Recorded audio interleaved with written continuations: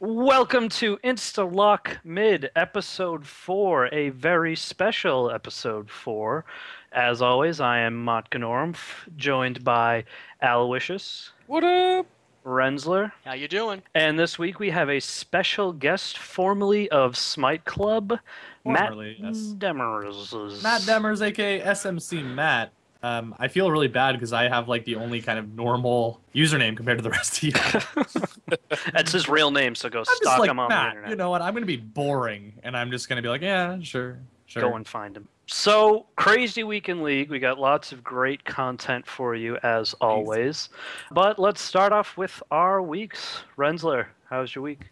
Week was pretty good. Spent a lot of time yesterday at a client site.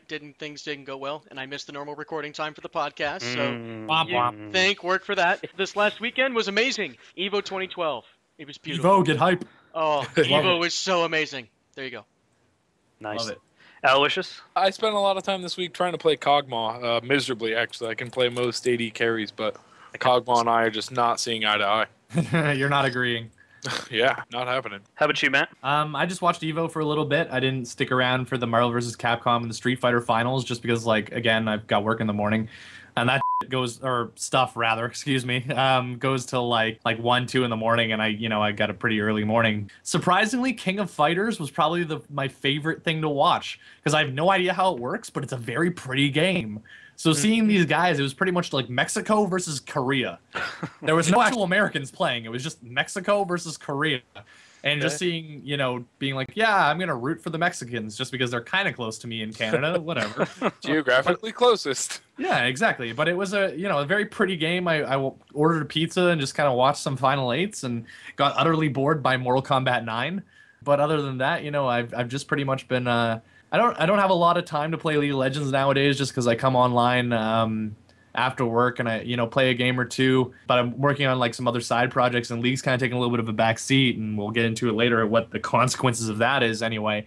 But I've pretty much been saving up for Ari. I've kind of been I'm really low in the games played category. I'm still only maybe sitting at maybe like 210 normal wins and not many ranked wins. So like I'm just trying to still learn the game a little bit, and I'm trying to find a character that isn't quite like right click to win like Graves or Tristana. Ash for the win. And I'm still trying. Like the thing is like those champions are really good to learn on, but I'm still trying to like find one that I like the play style of. So I've been saving for Ari. I'm about 300 IP away, and it'll be about the first champion I've actually saved up 6,300 IP for. Nice. I usually get impatient and buy RP. So this is going to be the first like very rewarding purchase I make. I just burned out the 10 win bonus that we got like forever ago, so you can tell how much I play. I know, right? You can tell how much I play. But at the same time, I don't know. I've just kind of been popping on playing like a co-op versus AI game in order to get the boost in the first win of the day, and then just signing off for the night. So I haven't really been playing League a lot. I've been casting more than I've been playing. Nice. Yeah. Cool. All right, well, if I've had a week, I lost my debit card. That sucks. And then, of course, Steam sales come out, which is usually a nice wallet experience, but when you don't have a debit card, that's not going to quite work out for you. Yep. So that's been interesting. That sucked. Overall, decent week in League. I've had an awesome time playing Cho'Gath again. Cho'Gath's one of the characters I started on, and he was the first one I really committed to after Tristana. And just running around with not a care in the world, just silencing, knocking people up. It's just stupid. It's great times. So it's great times. So let's hop right into the League news. A lot of news this week. It's crazy. A lot of stuff coming through the tubes.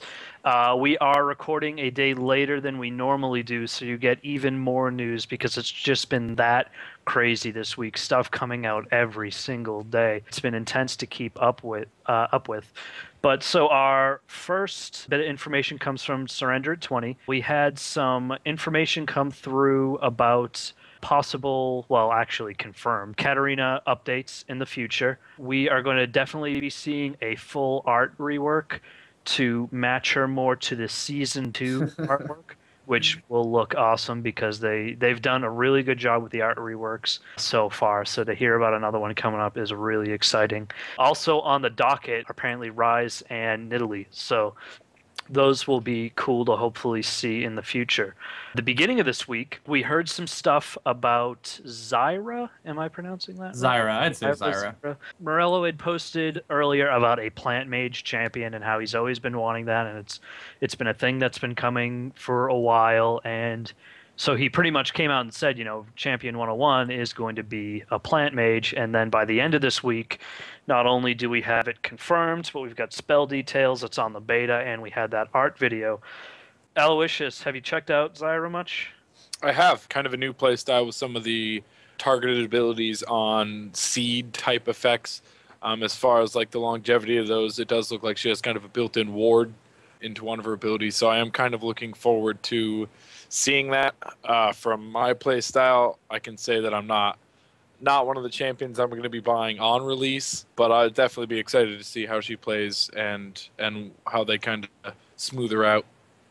I'm really excited. I was hoping for a champion that's going to be using pets or turret style things to kind of control the lane and really force champions to move in certain directions. And I definitely think we're going to get something out of this. What are your thoughts, Matt? She's very positional based, which is like coming from me, who's still like trying to absorb a lot of the like mechanics of team fights and being in proper positioning and kind of not just like losing track of your champion in a team fight. That worries me a little bit. And like I was debating buying her because I'm like, yeah, new champions. They always tend to be like a little bit more well designed as time goes on. Mm-hmm. But as soon as I saw her abilities, I was like, okay, it's nice that she can fall back on targeted abilities, because like the worst thing that they do is make the seed thing kind of mandatory, that she wouldn't be able to like actually do abilities without involving her seeds. But at the same time, it's like there's so much. I'm just hoping that it isn't a problem being able to target a seed in a team fight. Like it has to be visible and it has to be targetable instead of getting lost in minions and lost in like effects and that kind of stuff. I agree to that. That's kind of a key point. I don't know how I feel about her passive. That I've watched a couple videos of people playing her, and that whole turning into a dying plant with the laser beam, that one last shot that you get. I haven't seen. Well, it's no more broken than Karthus is. Yeah, But it doesn't. It run in the wasn't fight, impressive. die. It wasn't impressive. Like I saw people use it, and at all stages of the game, it didn't really look like it's a game changer. I mean, I guess if you get those really close kills, especially in the beginning of the game in the mid, when you've got somebody who's just got a little bit of health left, there's a pretty good chance of you getting that last minute kill. But I mean, I don't know. It's not really my play style, and I don't know. Yeah, I don't know if I'll play her. But hopefully she'll be cool when she comes out, not too terribly overpowered. I definitely haven't heard anything about her being overpowered on the beta, so I guess we'll see going forward. Xin Zhao's getting an update. Zin. Zin. All the Brazilians be crazy excited. I don't know how I feel about it. Aloysius, you gave me a really good recap on the ride home from work today. What are your thoughts on the Xin Zhao remakes? Well, it looks like they have finally kind of committed him to be more of a cooldown spamming opportunist, with a lot of cooldown reduction on many of his abilities. I think only the Crescent received a slight cooldown increase, but it does look like the intention is to really focus on attack speed. I was actually kind of surprised to see that they increased the base mana, but decreased his mana regen. So it's been kind of an interesting experience. To me, it feels like Xin Zhao is now kind of settled in a spot as more of a burst damage, almost requires attack speed to be the focus of any build. But it's as far as the glass cannon Xin Zhao that exists now, he's not excellent enough at killing things quickly. There are better options, is what you're saying. Right. Like the thing is like a large part of what makes certain champions viable and certain champions bannable is the fact that they do jobs better than other champions that require more skill. Mm-hmm. And it's like a lot of players prize consistency over all the stars aligning and then all of a sudden magic things happening. It's like a Draven. It's like a Draven. Those spinning blades with Draven, like that's what. When I first heard them or first saw them, I was like, that's not going to be a champion that people are going to pick over something like Graves or Tristana that have dedicated escapes, dedicated steroids, dedicated initiation tools that are more consistent. Because like even though Graves has skill shot, steroid, and then another skill shot, he is still more consistent than Draven is. You know, Draven's got his spinning axes, he's got his blood rush, he's got a CC ability that isn't quite a CC ability. It's more of just like something that aids with the skill shot, and then a global ult that's again very inconsistent. I think they almost set him up for that kind of opportunistic. I think with the ult, you have to be crazy in order to play Draven over a more consistent AD, but that craziness will serve you well. I love Draven. I think if you can master it. I have seen a few streams of Draven being played, and only at the highest level of skill and at peak performance did I really start to see the benefit of him. I just don't think he's a player for everybody. Yeah, I've been enjoying him, although it's been very, very inconsistent and heavily team-based on whether or not I do particularly well with him. I don't know. There's something about him that I saw him when he was coming out, and I bought him and never looked back. Getting back to Xin Zhao though, Renzler, I think we're gonna hook you up with Xin Zhao. You, Matt, you haven't. I don't know if you've seen too much of the earlier podcast, but for his first champion selection, primarily Renzler went with Warwick in the jungle. And I think, Renzler, you've got, at this point, a pretty good sense of how to move about the jungle. Yeah. And I think Xin Zhao might offer you an opportunity to be a little bit more powered up, a little bit more burst damage. I mean, Warwick's good, and he has kind of a sustain, and, you know, if he gets on you, he's going to stay on you, and he can track you down. But I think you might like Xin Zhao. And we're gonna, maybe we'll try it. Maybe we'll see if we can facilitate some Severity Gaming funds to get you Xin Zhao, and we'll make a fun. Well, thing. Zin's cheap now. Zin isn't 6,300 anymore. Oh, Yeah. true. Yeah, no, he is pretty. Yeah, cheap. and I've been playing some games, so I've got some IP saved up. I'll have to look at his pricing and look at that, but I'm stoked for that. I'll try it. Let's do it. Yeah. I'm in the client right now. I'm gonna check it out just for you right now. Cool. Good. If I can find him. He's 3150 at the moment. Oh, Yeah, that's it's not not terrible. That's not terrible at That's all. not bad. It's even higher than I thought it should be. Exactly. It should be Well, at 450. that was the thing is like I came into League of Legends right when the first champion that I got released after I started was Akali. It was like Garen. I came in with Garen, and then it was Akali. Nice. And that was still at a point where the 6,300 thing for new champions wasn't Was mandatory. Right. Yeah, it wasn't Well, rare. It was I just mainly missed for those very days. high skill champions. The 6,300 champion that was like the most prevalent was Ezreal at the time, because like Ezreal and Corki, because they were the big money champions, and then all of a sudden they just kind of like made it mandatory for every that new became the champion thing. to be 6,300. Makes I don't me know. sad. Yeah. I don't know. I don't play enough to get consistent IP for every champion, so when I buy a 6,300, it's either with RP or Yeah. it's a really, really good champion. Yeah. So moving on, we have some hints at Karma being pinged for an update. Now, I didn't see anything in the beta notes specifically about Karma getting an update, but it was named as OP but fun, quote unquote. That is something you always want to hear. Is Isn't OP OP but always fun fun? coming from Right, the developers. That was Ziggs when he came out. OP but Yep. fun. yeah. Oh. And then some non-gameplay improvements with the addition of some ability changes. Now, to me, non-gameplay improvements, that sounds like she's slated for a art upgrade. But I mean, I'm not that old of a League player. Was Karma? Karma definitely wasn't. one of Karma's the really original. like Karma's. I want to say like the threshold for like old to new comes in about like maybe like what I consider old to new. I want to say that that's around Cassiopeia, because that's when I left the first time. I left around it was. Cassiopeia coming out, and then came back in when Shyvana was announced. So I took maybe a couple wow. months off, but I want to say that Cassiopeia or Trundle, maybe even Swain. Like Swain is possibly like the absolute like earliest it could be. It would still, you know, a new generation of heroes. Yeah. Yep. So like no one considers Akali as a new champion anymore, but I still consider Swain a new champion. Right. Like- right. Karma came in one update after Caitlyn. Yes. So it went Caitlyn, Karma, Maokai. So Huh. she's still like, I want to say she's still relatively new in the fact that she's like less than a year old, but at the same time she's still kind of old enough that she should know better, if you will. Yeah.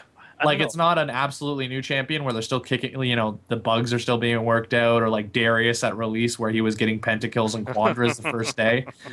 She's, she's still new enough that she's not like Heimerdinger, where you just, like, new players of the game just assuming he was always there. Yeah. Like I know players who think that Garen was a release champion, but Garen was actually like a new champion. He was late in the game. I don't think I think maybe twice in my whole league career I've actually played against a Karma. I don't think I've ever played with a Karma. Right? Always on A-Ramps for me. Right? I don't know. Like, I don't know that much about Karma to even comment on this. I guess I'll be more interested to see really what they come up with. Have you ever played Invoker, or do you know how the Invoker works in Dota? No. The Invoker is basically like a really broken champion where, like, you'd get each of his like Q, W, and E would be a different element, and then R would invoke a spell. So he would get like 10 different spells just based on the different combinations of Q, W, and E that he would use before he used R. And Karma's kind of like that in that she has a Q, W, and E spell that does different things, but if she uses R, which is her mantra skill, she gets that automatically at level. I forget if she gets that automatically at level 1, or if she has to take that. But it's like Jace, where she can take her ultimate, and I use that with air quotes, at level 1. Yeah. And she basically uses her mantra, and I don't know if it's before the cast or during the cast when it happens. She gets extra effects. So her Q will heal people, her E will double the effect of the slow, like the movement buff she gives, and I forget what her E does. But basically, she's a very high skill cap champion in order to use effectively. And she's kind of like a Sona with more cost to her spamming and ability. Gotcha. Well, I'm not even ranked, so that's probably why I've never seen her. Well, I know, exactly. But Karma isn't exactly a champion you play in ranked. Yeah. I'm actually surprised that it's one of the few champions that I can say, even with the crazy shifts in metagames and such, with some really weird shift from like top bruiser to, like all sorts of crazy metagame that the professionals have decided. I can't think of a time where Karma was ever really dominating, was ever a frequent pick. Karma's like a one step above a troll pick. Right, and it makes me sad because she's like been left in the dirt, and it's one of the few champions that's been ignored that heavily. It's like Karma is kind of like an Evelyn pick now, where I was about to say. It's like, the thing is I don't necessarily, when I see Evelyn or some other low tier, I use air quotes again, champion in the select screen. Like if I see a Xin Zhao or an Evelyn right now in the load screen, I'm actually scared, because the thing is, the people that are crazy enough to pick those champions usually can do really annoying things with them. And that's the same thing with Karma, is that if you have the balls to pick Karma, Evelyn, Xin Zhao, you either know how to play them or know how to be really, really annoying with them. Right? Well, speaking of Evelyn, we do have those stealth updates coming up. And they say, Aloysius made this point earlier this week, they say it's a stealth remake. I've heard this term stealth remake used a bunch of times. It's really just Twitch and Evelyn getting an ability update. So Evelyn's getting her stealth changed a bit to where she's now in a state of semi-permanent stealth. Basically, she's going to be more of a stalking champion. She's going to be able to be all around the map stealth, but as soon as she gets close to a champion or is around a champion with true sight, which is the vision buffs, you won't be able to see her. So this is definitely going to move her into more of a position-based champion, getting in range, getting that perfect setup to a fight, and then just unleashing. Now, I never really used Evelyn before, so I don't know too much about her other abilities, so to speak, but I've heard some pretty good feedback from the beta forums about how she's working. Aloysius, Matt, either of you played Evelyn before? I've never played Evelyn before, but pretty much what I know of her is just the long-term stealth, and I think that's one of the things that, when I saw the rework, I was a little impressed, just because they give us a hard and fast indicator of how the stealth works. Yep. And I think that's one of the things, even across multiple games, even like games like Team Fortress 2 or other games that rely heavily on a stealth mechanic, one of the most frustrating things is playing those champions and not knowing whether you're safe or not. Yeah. And I think giving Evelyn, like, one of the reworks is that they have a literal ring, a graphical ring when you're stealth that will say, you know what, when you're outside of this ring, people can't see you. And then they put a eye over a champion similar to the Oracle's Elixir graphic that'll turn yellow when they're dangerous to you, like they can possibly see you, and then red when they definitely do. So, like, I think, again, when we were talking earlier about AD carries and consistency, that consistency comes back over here because it's not fair to players to give someone a champion that relies so heavily on a mechanic that might not always work. Right. Right. And just giving us that indicator and making us know, or letting us know when it's working and when it isn't, I think that's a good design move by Riot. Yeah, no, I totally agree. Now, Twitch is the other half of the stealth update, and he is getting removed from kind of that passive stock and now moving into a more opportunity-based stealth similar to champions like Shaco.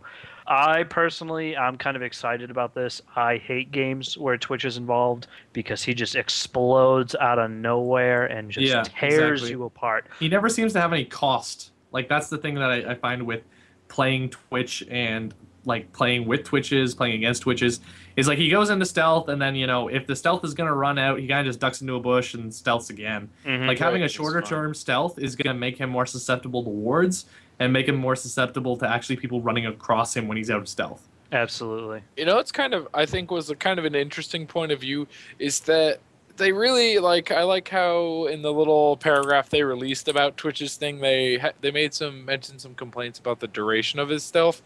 I just think it's a little bit ironic to, after making that, now a point saying, oh, by the way, Evelyn's passive is now when she's out of combat. She's permanently stealth. Like, what? Well, I think they had to give Evelyn a buff because... Then rework her. Don't I give know. her some infinite passive stealth. Well, the thing is that you can argue the same thing about... I know this is going to be a little bit less than, you know, a full stealth, but... You know, it's making it so that Evelyn's stealth is breakable by anything and not just having like a specific item or her being, you know, right up in your face. It's the same thing with Misfortune and her getting a passive movement speed when she's chasing an opponent. And I use that in air quotes because that's always, you know, a little iffy why that works. You know, you could argue that having a passive movement speed bonus that's as good as Misfortune's is a little broken as well. As long as they make it so that I think with Riot, when they introduce new champion skill sets, and especially new champions, they come into it by having the best of intentions, being like, you know what, we want to encourage people to really execute people with Draven's ultimate. But at the same time, they either overstate it or they kind of like come into it with the best of intentions, but make it a little too powerful to be safe. So that instead of making a champion that people hate upon release and potentially losing money, they make something like Darius, and I think I said Draven back there, but Darius's alt probably made them a lot of money. They probably made them a lot of money in bundle sales and RP sales. So I think they'd rather make something a little overpowered that encourages a boost in both RP sales and bundle sales than something that's underwhelming and they're going to have to buff later and kind of be like, oh, we're sorry, you know, we tried. Right. I agree. I think it'll be interesting to see, and I hope it breathes some life back into both Twitch and EVE players. I love Twitch. He's not as viable and he's easy to shut down right now. Yeah. Well, hopefully when these patches come out, we get some pretty good feedback from the community, as we always do. Good stuff. Renzler, do you want to start up with our news section, Questions?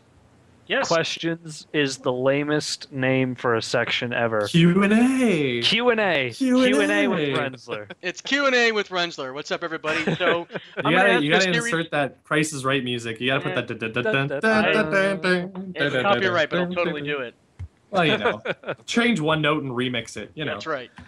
Okay, so I'm going to ask some simpler questions, some shorter answers, and the idea is that people that are listening to the podcast can know who we play, why we play, what we like, and what we hate. So let's start it off. What is your favorite champion and why? So go Aloysius. Favorite champion. I play him as much as I can. It's kind of hard to fit him into a comp, but Blitzcrank. I think Blitzcrank is a lot of fun.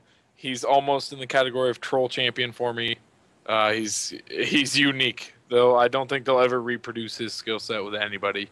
He's Pudge, man. He's kind of Pudge. Nice. You know. Troll champion. All right, Montcanorum, what you got? I love the out of Leona. That's what I've heard is like all the Leona players that I know love her to death. She's very good. Too many stuns. 200 stuns. I'm gonna put that on her. That is 200 too many stuns for a champion to have, and you get awesome cooldown reduction, and you can just run around and troll. Aloysius and I are a big bottom combo. I will do Leona. He'll do some AD champion, whatever he's playing around with. Usually, we've had the traps. We've had the best success with Caitlyn with her traps, but just being able to just hide in the bush, wait, get some GP5 items, and just get all those stuns out. And once you get a ton of gold and you get really good survivability, and just run around the map and just stun the.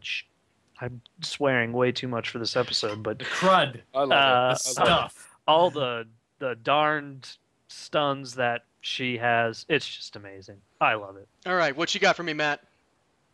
Who wants a piece of the champ? I love Jax. I can't say no to Jax. Jax is, even when he was broken, even when he was 5v1, Jax would still win. Even when he was like the worst champion ever, I'd still play Jax because Jax is one of the best duelists in the game. And even though he's gone through a lot of changes, probably more changes than anyone else over the past year, Jax is just the best because of his lore. There's no better lore in this game than Jax's. He can't use real weapons because he was just that too good. Boss. He was Agree. That's his good. skins are amazing. The Vandal Jax, I have Vandal and Angler Jax. Angler Jax is pretty awesome. Like I don't really like how they gave him actual weapons in Jaximus and Temple Jax, but just his skill set. You know, once he gets going and gets some AS, and he can just duel with the best of them. And my favorite moments are taking on a Tryndamere that think he can take out Jax, and just knowing that with like a frozen mallet, like back in the day when you build a Rage Blade that was mandatory on Jax, you get up to full stacks of anything when you get a lot of attack speed, and just the Tryndamere pops his ultimate, thinks he can walk away, but he just can't. You just leap after him and just wipe him off the face of the earth. It's all about Jax. All about Jax. All right, if you want to slash face roll, play Jax. Really quick question, Aloysius, what are the chances you have a Jax code from PAX this year? If you had a PAX Jax code, I would do I actually believe I do have them. I not only do I own PAX Jax, but I believe I have a skin this year for him. Well, I think next week we're gonna have another contest. Last week our contest, we had the quickest win in a normal 5v5, and we had some really, really good submissions. So next week, look for that contest. It might be PAX Jax. It could be something else. We're going to have to see what we have left over from PAX. It could be Riot Nasus. It could be Riot Sivir, that awesome Riot Sivir? Or Sorry, Pax it was PAX Sivir. I have PAX Sivir. PAX Sivir underwhelms me, but yeah, disappointingly I so. liked it. I like it a lot. It's better than PAX Twisted Fate, which is just like a blue Twisted Fate. Yeah. I didn't even know that existed. It is their first pack skin. It was just like a blue Twisted Fate. It's like Jack of Hearts Twisted Fate. Do you go to PAX? No, I'm in Canada and I'm broke as hell, so I don't exactly go to the It's both the travel issue, money issue, and trying to get across the border issue. Yeah. But it's usually not worth it. We don't let no Canadians in our America. Yeah. I'm only like I've only been into League of Legends again maybe like a year now, and I'm only starting to get it to the point where I'm starting to pay attention to the metas and watching the streams every day and casting. So I never really felt the need to go to a convention just for one game. And Penny Arcade's been annoying me lately, but that's neither here or there. But one day I'll go to. So, second Next question. This is the guy. We'll breeze through these. When you hear this name, you're like, "Are you serious? Really? This is the facepalm champions, okay? Your least favorite champion. Go Montcanorum." Least favorite champion is. I hope I take. I'm looking at the Anivia. Anivia right now. You're right. I agree. I don't like her. If it's even a girl, I don't know. It's a bird. The thing is that so many people think Anivia is OP that when it's on your team, it's always bad. Yeah, they're always terrible. There's nothing about the champion that I really appreciate, and to be fair, I've never played it. I've never actually played against it in a lane. I played against it in a game, but never laned against it. It's just something about it that it's just one of those champions I've never even thought about buying. The price went down somewhat recently, probably a super long time ago, but I don't know. Just overall underwhelmed by the champion, and there's nothing there for me. The one thing I will give Anivia, best skins I've seen Yeah, I agree. on a champion. Bald Eagle, the Hextech. They're The pretty Hex Tech's probably my favorite. Oh, you don't love the Murica? The American good. bird? We don't like your kind around here. Okay. All right. Matt, go ahead. Shaco, no question. No matter, Oh, come on. if I see Shaco on a loading screen, I know that I will just have not a bad game, just an annoying game. I hate him. I just hate him. All right. Like the way he looks, the skins that are always there, and they're just like dumb skins. I don't like his kit. If he builds AP, I walk into a bush and just get die. Like he's in a more annoying version of Evelyn and Twitch.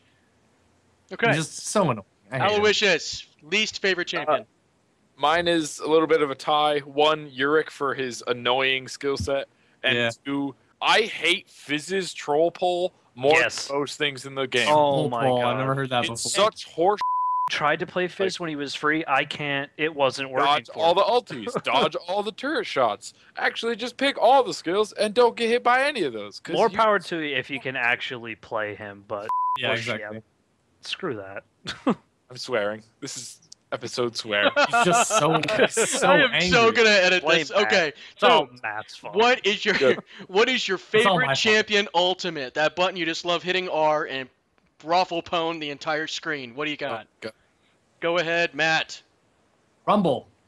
Rumble Rumble or Nautilus. Rumble or Nautilus. Because they will completely change the course of a team fight.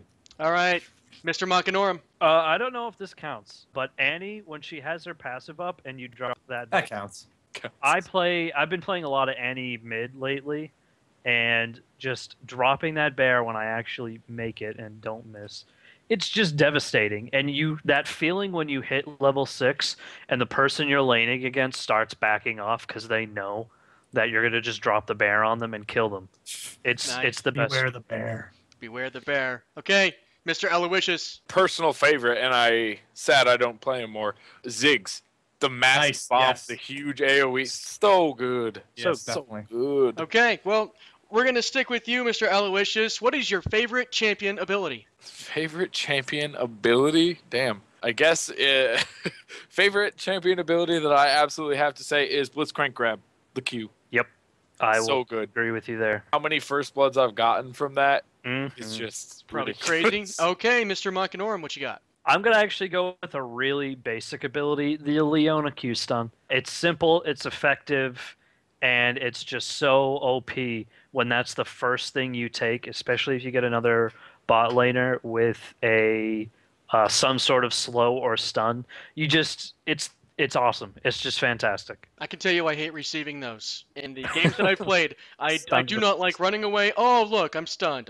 Great, I'm dead. Okay, Mr. Matt. There is no more satisfying ability to use in this game than Olaf's Reckless Swing. Mm-hmm. There is no more satisfying thing than to run up to someone, smack them for true damage, and a lightning bolt comes out of the sky. It just sounds awesome. The thunder crack that comes down as you hit them, and just like the massive amount of damage, especially in high health champions, that they think, you know what, I'm just going to build some MR, I'm going to build some armor, and then you just plow right through them. It's great. Okay, Nice. so What about Karthus ulti? Oh. and now for the matchup that sucks. You see him on the other side of the loading screen, and then you see him in battle in the jungle or in your lane, and you're like, oh crap, not this guy. Oh, I thought this was in least favorite champion. I Nope. didn't read It's that all far right, down. don't worry Okay. about it. So, who is your least favorite champion to play against, Mr. Matt? Nocturne. Wow. That alt scares me Yep. every day. Yep. Like Even- even on my team. Yeah, like, even I was sound about to say effect that even happens. when he's on my team and I see the screen go I back. get it, post-traumatic stress disorder every time I hear that noise. Do you remember when it used to be full map? No, I came in Oh, God, again. interesting. I think I came back in when it wasn't full map, but I Oh, can God. understand that would be terrible. It It's was like- like 3/4 the entire map from mid. It's was it's like Twisted Fate, how he used to have his ultimate be a normal ability on cooldown. That was dumb. Yeah. Yeah, that's me. Okay, Mr. Aloysius. I don't actually know why, and it's one of the few champions I just haven't mastered the ability to counter. Cassiopeia. Yeah, I The agree. harass is too good. Too good. Just gotta go boots 3 in the initial stages of things and just keep moving. Like you gotta hope that they're not getting skill shots. I'll dodge all the skill shots from everybody. I never dodge a single one from any Cassiopeia. I get. All right. Well, I'm gonna put my own submission in here. I hate freaking Ezreal's ult. I hate facing him. I hate it. I hate Really? it. The big pulsy thing flying across the screen. Oh crap! I ran into that. Dead. So good. I hate that. So, Modkanorum, take us home. Fiora. To be honest, I'm Yeah, looking through she's the pretty list annoying. right now, and I was gonna say Mundo because you get a good Mundo, and Lose. you just run. He runs into you, and he's like, "Well, I'm at full health, and I'm just not gonna leave that state." It's just you're not gonna kill me. Can I put 2 champions up for debate here? I want to see what your opinions on these are. All right. These are 2 champions that if they're on my team, they're always terrible, and if they're on the opposing team, they're always amazing. Talon and LeBlanc. Why does Oh, that happen God. like that? Talon and LeBlanc. God. I'm spoiled because Mike is actually a I'm really very good LeBlanc. LeBlanc player, and he and I have been playing. Well, pretty much. Actually, I don't not the start of him, but since I started playing League, Yeah. so LeBlanc Playing was against always. LeBlanc is just Yeah, I don't know. I'm spoiled. I won't give you LeBlanc. The one champion for me that is always that is in a really, really dumb way, Wukong. yes, I Whenever there's agree. one on my team, they're the biggest idiots, and then I play against them, and like they juke with the clones, they land perfect ultis, they're very good. Yeah. All right. Yeah. Well, that was our question section. Each week we're going to try to switch up the theme and come up with some new stuff. So wrapping up the episode because we are running drastically short on time. Our community of the week was going to be Smite Club, Womp womp. but now we got Matt. So Matt, basically, tell us about you. Tell us about what you do. If you can, talk about maybe what happened with Smite Club. Yeah, sure. Take it away. So basically, when I came back to League of Legends, as I said, and like I got really curious about casting around this time. I started, watching a lot of casts. I was a big Dyrus fan. I still am, but not as much anymore. Since he joined TSM, I've kind of cooled off on him a little bit. But basically, I went through a big phase where I was just watching streams every day. I was really hyped on the game, and I thought, you know what? I'll try this too. I've got a background in journalism and radio and podcasting, so I figured, what the hell? I'll at least try, get some experience. So basically, I created something called Smite Club. It was pretty much run through the Reddit League of Legends forums, where I'd put up a call for random people, and then that turned into random teams just because it became a little bit too much to organize with random people. And then I just cast them with the partner. His name's Lopretny. The thing is that eventually today I kind of made the decision to close that down just because I don't really have a lot of time to organize events. I still love casting, and I still do cast pretty regularly.